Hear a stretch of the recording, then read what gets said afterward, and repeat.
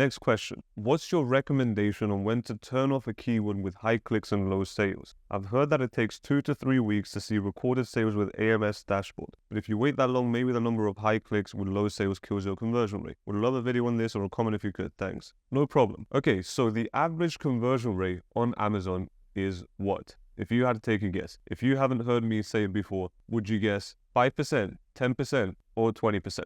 Okay, so it's actually 10%. So the average conversion rate on Amazon is 10%, which means if Amazon sees that your book is converting at a 10%, then it says, okay, this book is relevant, but it's not the most amazing book in the world. It's just average. Now, below average would be something like 5%. That would be below average where Amazon's like, I don't know if it's worth promoting the book or not. And then you also have above average, which is anything over 10%. Amazon's going to deem your book as highly relevant and also has potential for massive sales. So your goal as a publisher is to always have the highest conversion rate possible. So your question is, when do we turn off a keyword when it comes to advertising on Amazon? Now, let's say you have a keyword. You have keyword 1, keyword 2. Now, you have these two keywords in the same campaign, same ad group, and this keyword is getting 30 clicks, and then we're going to see the conversion rate here. So we have clicks, sales, and conversion rate. Let's say this keyword is getting 30 clicks, 1 sale, and then this keyword is getting 50 clicks, 5 sales. Okay, so your conversion rate for this keyword is, I really can't do maths, but I'm guessing it's like 3 point something. So let's say it's 3% for this keyword. Now for keyword number 2, it's 10% because you have 5 sales from 50 clicks, which is 10%.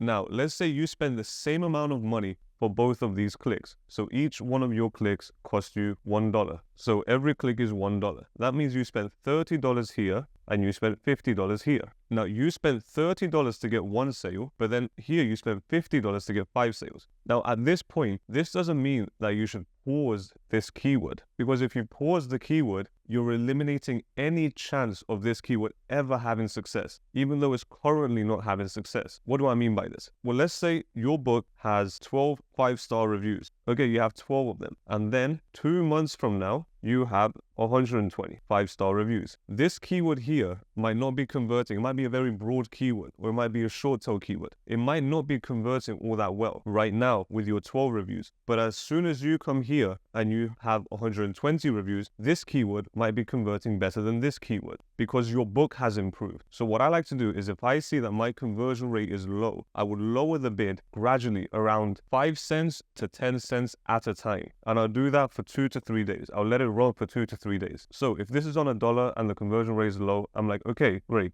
Let's make it 90 cents. And I leave it, let it run for 2 to 3 days, see if I get any clicks. If I don't, great. I just leave it. I don't increase it to keep getting clicks. I leave it at 90. And then eventually it might start getting clicks for 90 cents. Now, because my cost is going to go down, my A cost is going to go down as well. And if I do get a sale, even though my conversion rate might not change, the amount of money I'm spending for that conversion rate lowers. So I'm spending less money for something that barely works instead of spending no money or wasting money. Now, when this gets to 120 reviews, this keyword might start working. So what am I going to do? I'm going to increase it by 10 cents, let it run for 2 to 3 days, and see how it performs. If it doesn't perform good, great. Now I know and I can lower it back to 90. If it does perform good, great. Let me increase it another 5 cents or 10 cents. Let it run for 2 to 3 days. See, am I getting more clicks? Is my conversion rate increasing? Because remember, your conversion rate isn't based on your ads. It's based on your book listing. It's based on your A+ content. It's based on your reviews. Now, to answer your question, when is it a good idea to turn off or lower your bid? Personally, I like to leave it for around 14 clicks. If I have 14 clicks and I don't get a sale, then great, I can just start lowering it. Because if I do get a sale, even if I get 15 clicks, my conversion rate is well below 10%. Because you need 10 clicks to be 10%. So anything over 10, you start to get into the low conversion rate zone. But you still leave it just in case, because you might get one of these keywords, the 3% conversion rate keywords. So I let it run for 14, maybe 15 clicks. If I'm at 14 clicks and I don't get a sale, I'll lower it. If I'm at 13 clicks and I don't get a sale, I wait for 14 clicks, because if I get a sale on that 14, then great, I can let it run for another 14 clicks and see if I get a second sale at 14 clicks. Now, there's a very important part in your question that I want to address. You said, I've heard that it takes 2 to 3 weeks to see recorded sales. Now, Amazon ads is not based on the amount of time that you let it run for. It's based on the amount of data that you gather. So if you've heard that it takes 2 to 3 weeks to see recorded sales, well, no, you can actually see the sales straight away from day one. maybe maximum day 2. I just launched ads for a book 2 days ago, and I already have sales recorded on my Amazon dashboard, and I launched the ads 2 days ago. Now, you don't want to leave a keyword that's not working for 3 weeks to see what's going to happen. I like to base it on the clicks, not the amount of time that passed. I like to base it on the data. So I hope that answers your question. Let's go to the next one. So how much capital do you suggest students start with when getting into KDP high content? And how do you protect your account to best avoid termination? Well, the second question, how do you protect your account? Don't do anything dumb. Don't do anything stupid. Don't steal someone's work. Don't put copyrighted content. Don't copy the bestseller and just make an exact copy of their book. Don't steal people's work. Just don't do anything that you're not supposed to do. You can read the Amazon guidelines and just follow Amazon's rules, because you're using their platform to make money. So they're allowed to tell you whatever they want to tell you. And you have to follow their rules, because they're the ones giving you money. You're using them. They're also using you, but you need them more than they need you. But how much capital do you suggest students start with when getting into KDP high content? And that really depends on one thing. I know a lot of people think right at the start, KDP high content, oh, I have to spend thousands of dollars. Well, no, you don't. In fact, you can make a book and it costs you under $1,000. But it all depends on your skill level. So what skills do you have? Because guess what? If your car breaks down in the middle of the motorway or the highway and your tire pops or something, if you know how to change the tire, are you going to call someone to come change the tire for you? No, you're not going to pay anyone to do anything. You're not going to call anyone to do anything, because you already know how to do it. You're just going to go there, change the tire, and then you can keep going where you're supposed to be going. But if you don't know anything about tires and you don't know how to fix a tire or whatever, you have to call someone. You have to pay someone to do it. So it all depends on your skill level. So what are you going to have to pay for? Well, you're going to have to pay for writing. Now, the amount of writing that you have to pay for purely depends on the type of book you're making, because a children's book might only need 15,000 words, but an adult book might need 30,000, 40,000 words. And the cost of ghostwriters is based on the amount of words that they have to write and their skill level. So you're going to have to pay for writing. Then you're also going to have to pay for a book cover, because you need a very professional, engaging, visually appealing book cover to get a bunch of clicks on your book, because you can't sell something on Amazon that someone hasn't clicked on. They have to click on that thing in order for you to sell it to them. So you're going to have to pay for a book cover. Now, once the ghostwriter has finished writing the book, you still have to take all that writing and put it nice and neatly into a PDF. That's going to be the inside of your book. So you have to do your chapter titles, and you put page numbers and running headers, and then you have to do your table of contents and your copyright page and all the other things you have to do to make the book an actual book. So that's called formatting. So you're going to have to pay someone to format your book into a book, because the ghostwriter is just going to give you like a Word document. But it's up to you to take that Word document and then choose the font and everything else. So you have to pay for formatting. Then, when someone clicks on your book, when they scroll down, they're going to see A+ content. It's going to help you sell more books. Now, because it's going to help you sell more books, you want someone to do this professionally. Now, these are just images and text and graphics that show up under your description. So you need a designer to design these, and also a copywriter to write the headlines or whatever. So you have to pay for A+ content. Now, once your book is uploaded, you can also run Amazon ads. Now, ads cost money because you pay for every click. So you're going to have to pay for the ads that are going to promote your book in order for you to rank organically and then start making a bunch more money. So these are the main things that you have to pay for. Now, the question is, which one of these can you do? The writing, I'm guessing you're not going to do it. So you have to pay for the writing. When I first started out and I was super broke and I had zero money, in order to learn how KDP worked, what I did is I went on YouTube, I downloaded a playlist, and then I put that playlist of videos, I think it was like a study skills playlist, how to study more effectively. I got the subtitles from the video and extracted it and put it into a Word document.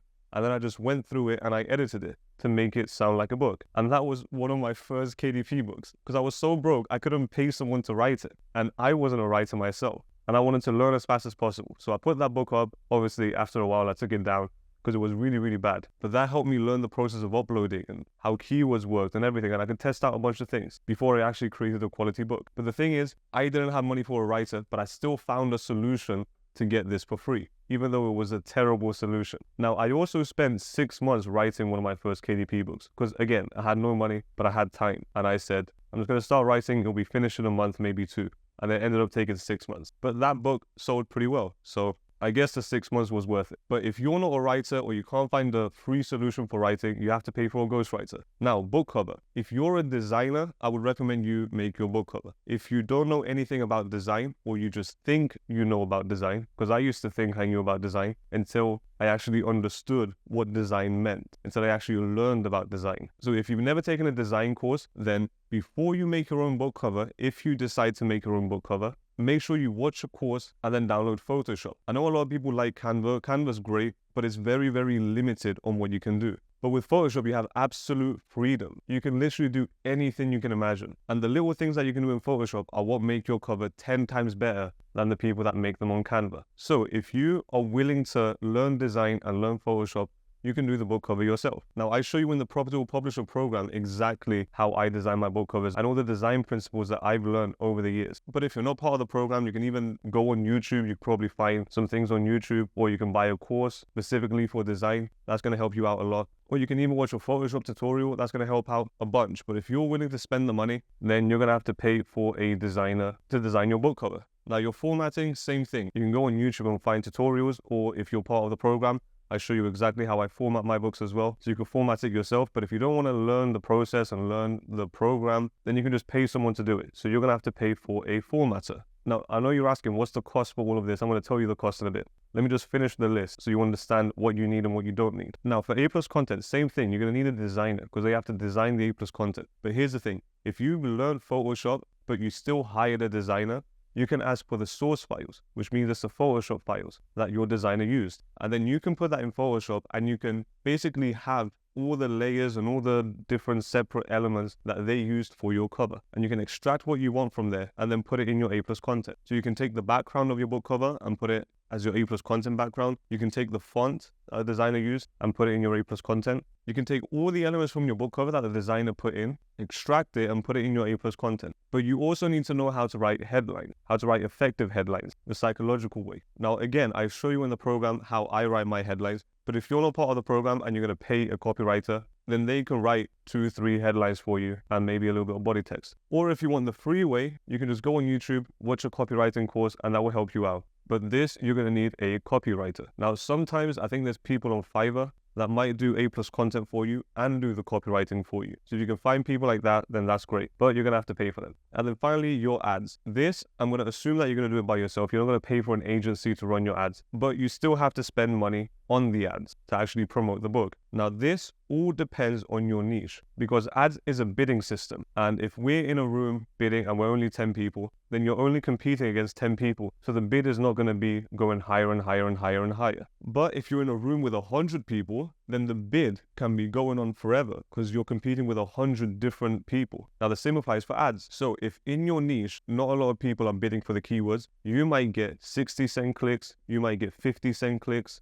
But if you're in a niche where a lot of people are bidding for the keywords, then you might have to bid higher. You might have to bid $1 or $1.10 or $1.20. Sometimes I like to bid $1.50 because then I'm certain that I'm showing up at the top and getting as many sales as possible straight away. This does depend on your niche, the amount of money that you're going to spend on ads. But the good thing is you only have to spend money at the start because afterwards when your book is getting organic ranking, that's paying for your ads. So your ads are free. You're just printing money basically. So at the start, you probably need anywhere from 100 to 300 in the first month. Then I usually see this double in the second month. And then by the third month, you should be breaking even or profitable. So you might only have to spend around 1K, maybe 1.5K the first 3 months before you start to see profit. But this is over the course of 3 months. But you might only have to spend 500. You might only have to spend 800. I don't know. It all depends on your niche. I can't predict how much you have to spend. Because if your book starts working very good, then you're going to spend a bunch of money, trust me.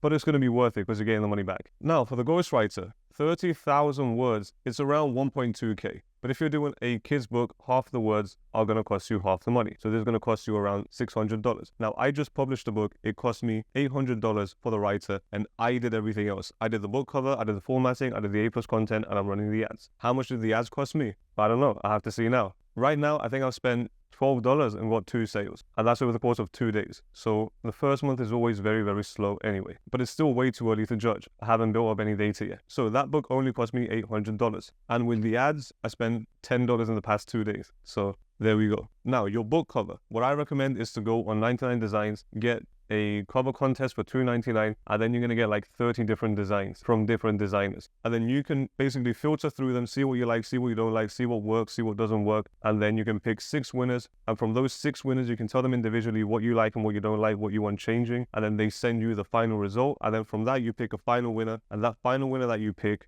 gets the $2.99. And everyone else just worked for nothing. So that's how 99 Designs works. Now, formatting, again, you can go on 99 Designs, or you can go on Fiverr, you can go on Upwork, go on any freelance websites, you can find them. Formatting, it will cost you around $300 to $500 if you want really highly professional formatting. But if you go on Fiverr and it's just basic formatting, I think you can get it for around $100 or $150. I'm not 100% sure about the prices. You have to go and see what matches the book that you're trying to make. But because I usually do my own formatting, I don't really pay this. Now, why do I do my own formatting? Because it only takes me like 2 days. And I just put my music on, I'll listen to a podcast, and then, I don't know, I have a good time. Now, next thing, your A+ content. A+ content will probably cost you anywhere around $200. But again, if you have the Photoshop skill and the design skills, then you can just take whatever the designer gave you from your book cover and then just extract it and make it into your A+ content. Now, if you also go and study copywriting, you're going to have more effective A+ content. So you might not have to pay the $200. And then finally, your ads. So in total, the cheapest thing, if you're basically doing the design yourself, is going to be $600 for the writer. And then let's say you pay someone for formatting, it'll be $750. And then you spend $600 on ads in 2 months. So $750 and $600, $1,350. I'm not sure if that's correct, but I'm guessing. This is over the course of 2 months with the ads and everything else. On the high end is 1.2 if you pay for everything, 1.2 and 3, 1.5 and 5, 2 and 200, 2.2 and 1.5. So 2.2 and 1.5 is 3.7. And that's what you expect on the high end. It all depends on your book. Now, I know this is a big difference. Just like I explained, it depends on your skill level, depends on your niche, depends on your book, depends on the quality, depends on a lot of factors. But I hope this answers your question. Hey, Barry, thanks for the video. I have a question. What budget should we use for each campaign? If you're on 5 campaigns, what is your daily budget? I guess $5 per campaign cannot be enough, right? Well, when I was starting out, it was $5 per campaign, but right now I usually start at $10 per campaign, no matter how many campaigns I have. But here's the thing, Amazon is not actually going to spend $10 a day if you're in phase 1, if you just published a new book, because here's exactly how it works. Now, if you're going to follow what I teach in the program, you're going to create a campaign, and let's say there's 10 to 15 keywords, and then these are the keywords. These circles represent the keywords. This book is brand new, and it only has 1, 2, 3, 4, 5, 6. Let's say you only have 6 keywords in this campaign. Let's take this away and put 6. So you have 6 keywords in this campaign and you have them in broad match. So Amazon's going to use it to find even more keywords. Let's say you have a $10 per day campaign and your cost per click is $1. That means you can afford 10 clicks. That's all you can get, because then the campaign will run out of budget and it will stop working. So 10 clicks is all you can afford. And I know what you're thinking. Oh, but 10 clicks, what are the chances that I get a sale with 10 clicks? Well, first of all, it's very, very high because you gave it relevant keywords. And second of all, you're probably going to get a sale before the 10 clicks anyway. Now, here's the thing. Amazon is probably not even going to let you reach 10 clicks. Why is that? Well, Amazon already has other books in your niche that are selling. And Amazon knows that these books are going to give Amazon money. So why is Amazon going to put you on the top? Even if you pay for it, why would it put you on the top if it doesn't know if you're going to sell or not? It doesn't have any data. So what Amazon does is it's very, very careful at the start, and it slowly tests your book. Instead of Amazon just spending your $10, Amazon will show you less than normal because you're brand new and it's still testing your book out. And you might only get 3 clicks. You might get 4 clicks. You might only get 1 click. And this is just for one campaign. So if you have 4 or 5 campaigns, you're probably not even going to spend $10 from all the campaigns. So it's actually very hard for Amazon to start spending money straight away, especially if you give Amazon super highly targeted keywords. So why do I start the campaigns at $10? Because there's only 2 possible outcomes. The first outcome is, let's say my book is so good, it starts selling straight away and everyone's rushing to buy my book. And Amazon has no other option because it's getting a bunch of sales data to spend my $10 every single day. Let's say 3 days pass and I already spent $30, but my campaign is working. So I spent $30 to get 8 sales, let's say. That's more than a 20% conversion rate. So since it's working, since the conversion rate is high, I spent $30 and I got 8 sales. If I spend $60, surely I would get 16 sales. If I increase my budget, I would increase the sales. So if the campaign is working at 10, then I can go and increase it to 20. If it's still working at 20, I can increase it to 30. So 10 is my starting point, but whether I increase it or not all depends on if the campaign is working. But what happens if the campaign's not working? Well, I'm going to spend $10 the first day, or the second day, or the third day. Whenever that day comes, I'm going to spend $10, and then I want to see I got 0 sales. And I want to say, okay, just keep letting it run. And then eventually it will reach $20. Now at $20, if I get 1 sale, then this campaign, there's something wrong with it. So what I'm going to do next is I'm going to dive in the campaign and then see if any one of the keywords is wasting a bunch of money. Because if just one keyword is wasting all this money, I can take away that keyword, and then this budget is going to get allocated to the correct ones. So then when it spends $30, you might get 4 sales. That's still bad, but it's because you already wasted the money on the keyword that wasn't working. Once you take that keyword away, the money gets allocated to keywords that are working. And then once I get this to start working, then I can start increasing the budget to $20. This is how much I was spending. I spend $10, 0 sales. Then when I spend 20, I got a sale. I removed the keywords that weren't working or wasting money. So maybe they got 14 clicks and no sales. Because if I can go in here, if this was the campaign, I can see that there's only 2 keywords. You're gonna have keyword 1 and then keyword 2. Now keyword 1 might have 15 clicks and 0 sales, and keyword 2 might have 3 clicks and 1 sale. So 15 clicks, if I'm spending $1 per click, I spent $15 on this keyword and it gave me nothing. And even if it does get a sale at 16, it's still a super low conversion rate. So I can tell Amazon, never show me for this keyword again. And then Amazon can start spending more money on this keyword that's already working. This is a 30% conversion rate, 35% conversion rate, something like that. So if a campaign isn't working, you have to go inside and see why it's not working. Because if you can eliminate what's not working, it has no other option to put the money towards something that is working, which is why I start my daily budgets at $10. You can do this at $5 as well. You can do it at $1. $1 is a bit too low.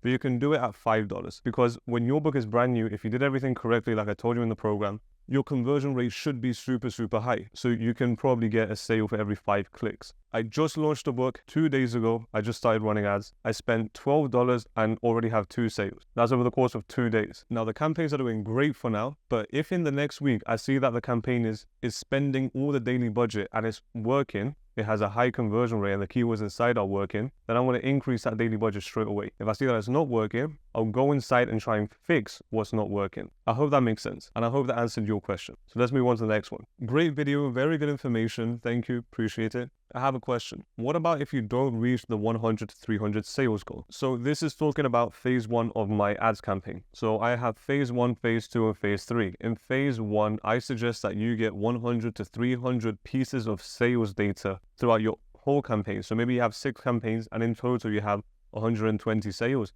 Then you can move on to phase 2. And that's how I ran the campaigns for my clients. I mean, you have to wait until the sales come to get into phase 2. Or you can run the auto as before that. 100 to 300 sales are a lot of sales. Sorry for my English, thanks a lot. Your English is fine, definitely better than my English. So 100 to 300 sales are a lot of sales. This is where I'll have to disagree with you, because I'm guessing the only reason you're saying that it's a lot of sales is because you haven't achieved it yet. Because if you did achieve it, you would have said, oh, I've done it before, I can do it again, it's easy. Now, I'm guessing you're new to publishing. So your entire belief system is that you have to publish a bunch of books and get a little bit of sales for each book. But as you go up in quality of your book and also do everything else correctly, like your niche research and everything else, 100 to 300 sales is completely doable. You can reach 100 sales within your second month. You might get 20 sales your first month, but then in your second month, because Amazon has the data, honeymoon period is over, and then you start getting organic sales as well, you can get 100 sales within your second month. If not your second, your third is almost guaranteed. Again, depends on a lot of things. Depends on your niche and your quality of your book. If you did the niche research correctly, okay, that means that people want to buy your book and there's a lot of people that want to buy your book. Now, you also need to make sure the quality of your book is good. That means inside and outside, which means your formatting needs to be amazing. And you have to have a really, really good book cover in order to get the clicks. Because you get the clicks, they look inside the book, they're happy with the inside of the book, and then they look at the reviews. Now, if you have reviews and A+ content, then this is your marketing. You have to do your marketing correct. Even if you only have like 3-4 reviews, at least you have something. And if you have amazing A+ content with the psychological triggers that I teach, then that's going to increase the value of your book and people are more likely to give you the money. So you know people are looking for your book. You know people are willing to pay for your book. People will click on your book because of your great cover. Inside it looks visually appealing. Then you also have social proof, so they trust that your book is good because other people say your book is good. And then they scroll down and read your A+ content and realize that this book is perfect for them. So then what are they going to do after they go through this whole process? Obviously, they're going to buy. But the whole point of them buying is all based on if you did the niche research correctly, if you have a quality book, both inside and outside, and if you have your marketing done correctly. If you have that, then it's very easy for 100 to 300 sales. But if you do this part incorrect, the whole thing collapses. If you do this part incorrect, the whole thing collapses. If you do this part incorrect, the whole thing collapses. So I'm guessing the reason you might not have had 100 to 300 sales yet is because you might be getting one of these parts incorrect, or you might not be doing it up to the quality needed to get you to easily achieve 100 to 300 sales. Now, you also asked if you should run auto ads before the 100 sales. Why would you want to run auto ads before the 100 sales? If you think the auto ads are the ones that are going to get you to 100 sales, then that's basically like saying, oh, Amazon, I'm going to give you these sets of keywords. So let's say there's keywords here. You're going to give these to Amazon, and these keywords are exactly what your book is about. Exactly. You're selling a dinosaur encyclopedia for kids ages 8 to 10.